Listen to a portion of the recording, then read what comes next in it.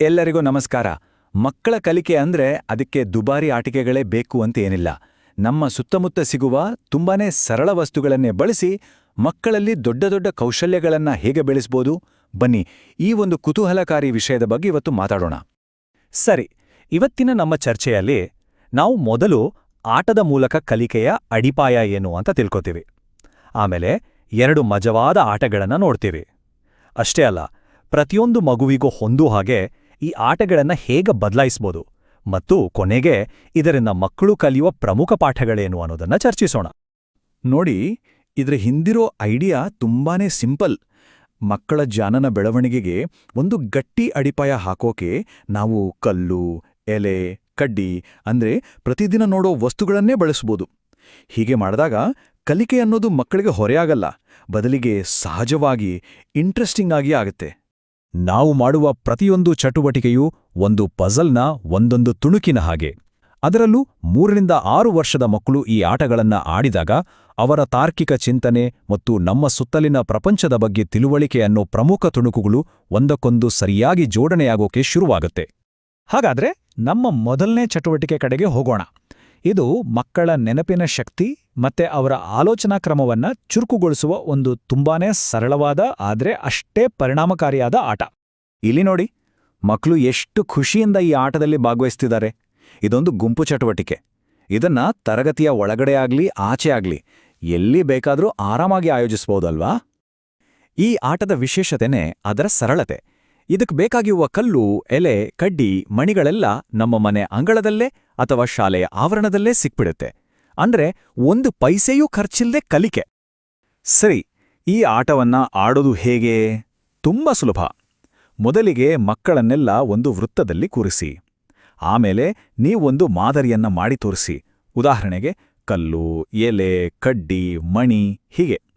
ಮಕ್ಕಳು ಅದನ್ನ ಗಮನವಿಟ್ಟು ನೋಡಬೇಕು. ಆಮೇಲೆ ಪ್ರತಿಯೊಬ್ಬ ಮಗು ಕೂಡ ಸರದಿ ಪ್ರಕಾರ ಆ ಮಾದರಿಯನ್ನ ಮುಂದುವರಸಕ್ಕೆ ಸರಿಯಾದ ವಸ್ತುವನ್ನ ಇಡಬೇಕು. ಮತ್ತೆ ಹೊಸ ಮಾದರಿಗಳನ್ನ ಮಾಡಿ ಆಟವನ್ನ ಇನ್ನೂ ಇಂಟ್ರೆಸ್ಟಿಂಗ್ ಮಾಡಬಹುದು. ಇಲ್ಲಿ ಒಂದು ತುಂಬಾನೇ ಮುಖ್ಯವಾದ ವಿಷಯ ಇದೆ. ಒಂದು ವೇಳೆ ಯಾವುದಾದರೂ ಮಗುವಿಗೆ ಸರಿಯಾದ ಮಾದರಿ ಮಾಡೋದಕ್ಕೆ ಕಷ್ಟ ಆದ್ರೆ ಬೇರೆ ಮಕ್ಕಳು ಸಹಾಯ ಮಾಡಬಹುದು. ಇದು ಬರೀ ಒಂದು ಆಟ ಅಲ್ಲ, ಬದಲಿಗೆ ಪರಸ್ಪರ ಸಹಾಯ ಮಾಡೋದು ಮತ್ತು ಒಟ್ಟಾಗಿ ಕಲಿಯೋದಿದೆಯಲ್ಲ, ಆ ಮನೋಭಾವವನ್ನು ಬೆಳೆಸೋಕೆ ಇದೊಂದು ಅದ್ಭುತ ಅವಕಾಶ. ಮಾದರಿ ಆಟದಿಂದ ತಾರ್ಕಿಕ ಚಿಂತನೆ ಬೆಳೆದರೆ ಈಗ ನಮ್ಮ 2ನೇ ಚಟುವಟಿಕೆ ಮಕ್ಕಳನ್ನು ನೇರವಾಗಿ ನಿಜ ಪ್ರಪಂಚದ ವ್ಯವಹಾರಗಳಿಗೆ ಪರಿಚಯ ಮಾಡುತ್ತೆ. ಬನ್ನಿ ಒಂದು ಮಾರುಕಟ್ಟೆಗೆ ಹೋಗಿ ಬರೋಣ. ಇದೊಂದು ಆಟದ ಮಾರುಕಟ್ಟೆಯ ದೃಶ್ಯ. ಇಲ್ಲಿ ಮಕ್ಕಳೇ ಮಾರಾಟಗಾರರು, ಅವರೇ ಗ್ರಾಹಕರು. ಹೀಗೆ ಪಾತ್ರಗಳನ್ನ ಮಾಡ್ತಾ ವಸ್ತುಗಳನ್ನ ಕೊಂಡುಕೊಳ್ಳೋಕೆ ಹಣವನ್ನ ಹೇಗೆ ಬಳಸಬೇಕು ಅನ್ನೋದನ್ನ ಪ್ರಾಕ್ಟಿಕಲ್ ಆಗಿ ಕಲಿತಾರೆ. ಈ ಮಜವಾದ ಮಾರುಕಟ್ಟೆಯನ್ನ ಸೆಟ್ ಮಾಡೋಕೆ ದೊಡ್ಡ ಸಿದ್ಧತೆ ಏನೂ ಬೇಕಿಲ್ಲ.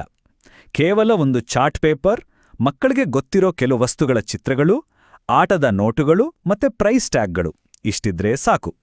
ಈ ಆಟದ ಹಂತಗಳು ಕೂಡ ತುಂಬಾನೇ ಸರಳ. ಮೊದಲು ವಸ್ತುಗಳ ಚಿತ್ರ ಮತ್ತೆ ಅದರ ಬೆಲೆ ಇರೋ ಚಾರ್ಟ್ ಅನ್ನು ಮಕ್ಕಳಿಗೆ ತೋರಿಸಿ. ಒಂದು ವಸ್ತುವನ್ನು ಕೊಳ್ಳಬೇಕಂದ್ರೆ ಅದರ ಬೆಲೆಗೆ ಸಮನಾದ ನೋಟನ್ನು ಕೊಡಬೇಕು ಅಂತ ವಿವರಿಸಿ. ನೀವೇ ಒಂದು ವಸ್ತುವನ್ನ ಖರೀದಿಸಿ ತೋರಿಸಿದ್ರೆ ಇನ್ನೂ ಒಳ್ಳೆಯದು. ಆಮೇಲೆ ಒಬ್ಬೊಬ್ಬರಾಗೆ ಮಕ್ಕಳನ್ನ ಕರೆದು ಅವರಿಗೆ ಬೇಕಾದ ವಸ್ತುವನ್ನ ಆಯ್ಕೆ ಮಾಡಿ ಅದಕ್ಕೆ ಸರಿಯಾದ ನೋಟನ್ನು ಕೊಟ್ಟು ಖರೀದಿಸಲು ಹೇಳಿ. ಇದರಲ್ಲೊಂದು ಇಂಟ್ರೆಸ್ಟಿಂಗ್ ವಿಷಯ ಅಂದ್ರೆ ಈ ಆಟವನ್ನ ಇನ್ನೊಂದು ರೀತಿ ಕೂಡ ಆಡ್ಬೋದು. ಮೊದಲು ವಸ್ತು ಆರಿಸೋದು ಕಷ್ಟ ಅನ್ಸೋ ಮಕ್ಕಳಿಗೆ ನೀವೇ ಒಂದು ನೋಟನ್ ಕೊಟ್ಟು ಆ ನೋಟಿನ ಬೆಲೆಗೆ ಚಾರ್ಟ್ನಲ್ಲಿ ಯಾವ ವಸ್ತು ಸಿಗುತ್ತೆ ಅಂತ ಹುಡ್ಕೋಕ್ ಹೇಳ್ಬೋದು. ಇದು ಅವರಿಗೆ ಇನ್ನೂ ಸುಲಭ ಆಗ್ಬೋದು. ಎಲ್ಲ ಮಕ್ಕಳು ಒಂದೇ ರೀತಿ ಕಲಿಯೋದಿಲ್ಲ ಅಲ್ವಾ? ಹಾಗಾಗಿ ಒಬ್ಬ ಒಳ್ಳೆ ಶಿಕ್ಷಕರಾಗಿ ಅಥವಾ ಪೋಷಕರಾಗಿ ನಮ್ಮ ದೊಡ್ಡ ಜವಾಬ್ದಾರಿ ಏನು ಅಂದ್ರೆ ಪ್ರತಿಯೊಂದು ಮಗುವಿನ ಕಲಿಕೆಯ ವೇಗಕ್ಕೆ ತಕ್ಕ ಹಾಗೆ ಈ ಚಟುವಟಿಕೆಗಳನ್ನ ಸ್ವಲ್ಪ ಬದಲಾಯಿಸೋದು. ಹಾಗಾದರೆ ಈ ಆಟಗಳನ್ನ ಪ್ರತಿಯೊಂದು ಮಗುವಿಗೂ ಸರಿಯೊಂದು ಹಾಗೆ ಮಾಡೋದು ಹೇಗೆ? ಬನ್ನಿ ಅದಕ್ಕೆ ಕೆಲವು ಸಿಂಪಲ್ ಟಿಪ್ಸ್ ನೋಡೋಣ.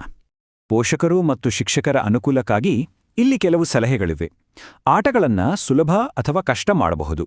ಉದಾಹರಣೆಗೆ ಮಾದರಿ ಆಟದಲ್ಲಿ ಇಡು ವಸ್ತುಗಳ ಸಂಖ್ಯೆಯನ್ನ ಹೆಚ್ಚು ಕಮ್ಮಿ ಮಾಡಬಹುದು, ಅಥವಾ ಮಾರುಕಟ್ಟೆ ಆಟವನ್ನ ಕಡಿಮೆ ಬೆಲೆಯ ನೋಟುಗಳಿಂದ ಶುರು ಮಾಡಬಹುದು. ಸರಿ, ಇಷ್ಟೆಲ್ಲ ಆಟ ಆಡಿದ್ವಿ. ಆದ್ರೆ ಇದರಿಂದ ಮಕ್ಕಳು ನಿಖರವಾಗಿ ಯಾವೆಲ್ಲ ಕೌಶಲ್ಯಗಳನ್ನ ಕಲಿತಾರೆ ಅಂತ ಒಮ್ಮೆ ಒಟ್ಟಾಗಿ ನೋಡೋಣ ಬನ್ನಿ. ಈ ಕೋಷ್ಟಕವನ್ನ ಒಮ್ಮೆ ನೋಡಿ. ಮಾದರಿ ಆಟ ಏನಿದೆ ಅದು ಮಕ್ಕಳ ನೆನಪಿನ ಶಕ್ತಿ, ತಾರ್ಕಿಕ ಚಿಂತನೆ ಮತ್ತು ಒಟ್ಟಿಗೆ ಕೆಲಸ ಮಾಡೋ ಗುಣವನ್ನ ಬೆಳೆಸುತ್ತೆ. ಇದು ಮುಂದೆ ಗಣಿತದಂತಹ ವಿಷಯಗಳಿಗೆ ಒಂದು ಒಳ್ಳೆಯ ಬುನಾದಿಯಾಗುತ್ತೆ. ಅದೇ ರೀತಿ ಮಾರುಕಟ್ಟೆಗೆ ಭೇಟಿಯಾಟ ಹಣದ ಮೌಲ್ಯವನ್ನ ತಿಳಿಯೋಕೆ, ನೋಟುಗಳನ್ನು ಗುರುತಿಸೋಕೆ ಮತ್ತು ಮುಖ್ಯವಾಗಿ ನಿರ್ಧಾರ ತೆಗೆದುಕೊಳ್ಳೋ ಕೌಶಲ್ಯವನ್ನ ಬೆಳೆಸುತ್ತೆ. ನೋಡಿ, ಈ ಸಣ್ಣ ಸಣ್ಣ ಆಟಗಳ ಹಿಂದೆ ಎಷ್ಟೊಂದು ಪ್ರಮುಖವಾದ ಕಲಿಕೆ ಅಡಗಿದೆ.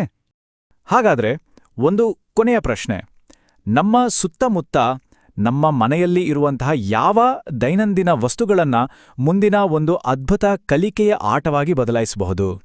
ಸ್ವಲ್ಪ ಯೋಚನೆ ಮಾಡಿ ನೋಡಿ. ಕಲಿಕೆಯ ಸಾಧ್ಯತೆಗಳು ನಮ್ಮ ಸುತ್ತಲೂ ಇವೆ. ಧನ್ಯವಾದಗಳು.